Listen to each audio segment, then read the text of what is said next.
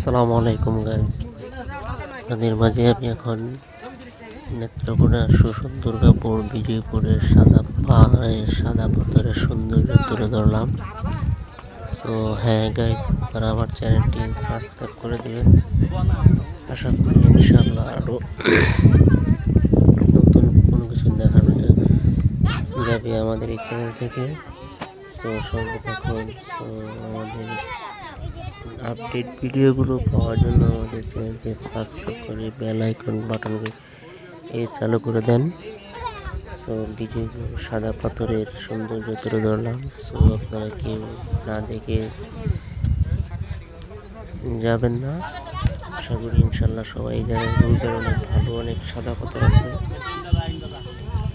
সবাই সাদা পাথরগুলো দেখে আসবেন। অনেক সুন্দর মনোরম একটা পরিবেশ বিজয়পুরের সাদা পাথর জায়গা।